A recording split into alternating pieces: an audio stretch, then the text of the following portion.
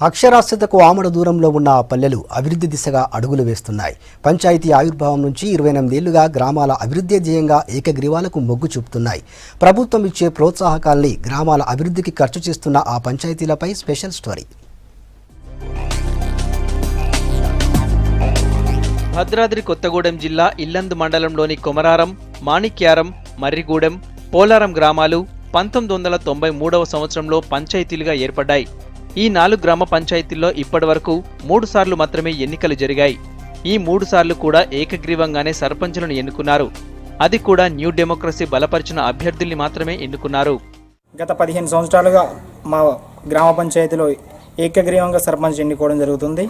ఈసారి కూడా ఏకగ్రీవంగా ఎన్నుకోవాలని కోరుకుంటున్నాము. గత 15 సంవత్సరాలుగా ఏకగ్రీవంగా ఎన్నుకున్నందుకు మా ఊర్లో మా పంచాయతీలో పనులు బాగా జరుగుతున్నాయి. అన్నింటిలో ముందంజలో ఉన్నాము. మరుగుదొడ్ల విషయంలో, స్వచ్ఛ భారత్ విషయంలో. గతంలో ఈ 4 గ్రామాలు అభివృద్ధిలో వెనుకబడి ఉండడంతో ప్రజలు ఇబ్బందులు పడేవారు. పంచాయతీల ఆవిర్భావం నాడు కార్యాలయాలు లేకపోవడంతో గుడిసెల్లోనే సమావేశాలు జరిగేవని చెప్తున్నారు ఊరి జనం. ఇక 15 సంవత్సరాల నుంచి మాది ఏకగ్రీవంగానే ఎన్నుకుంటాను. 3 సార్లు కూడా ఏకగ్రీవంగానే ఎన్నుకున్నాం.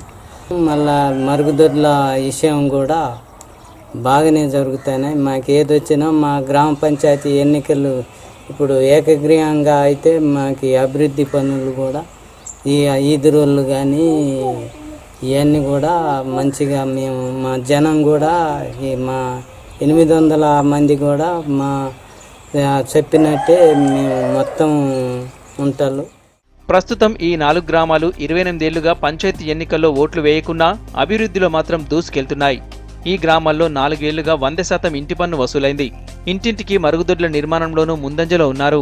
మా కొమరారం గ్రామ పంచాయతీ అనేది 1983 నుంచి ఏకగ్రీవంగా అవుతూ వస్తున్నాం. మా గ్రామ పంచాయతీలో ఇంటింటికి మరుగుదొడ్డు ఉండాలనే ఉద్దేశంతో మేము అందరికీ ఇంటింటికి మా గ్రామ పంచాయతీలో 530 టాయిలెట్లు కట్టేయటం అనేది జరిగింది. ఆ ఇంటి పన్నులుగా కూడా మేము 100% కట్టిస్తే మాకు కలెక్టర్ గారు కూడా మా గ్రామ పంచాయతీని ఉత్తమ పంచాయతీగా మేము తీసుకురావటం అనేది జరిగింది. ఏకగ్రీవాలతో ప్రభుత్వం అందించే ప్రోత్సాహకాన్ని రోడ్లు, డ్రైనేజీలు, తాగునీరు, వీధి లైట్లు, పారిశుద్ధ్యానికి ఖర్చు చేస్తున్నారు. ఇక ఈ ఏడాది ఏకగ్రీవాల కోసం ప్రయత్నాలు మొదలుపెట్టారు గ్రామస్తులు.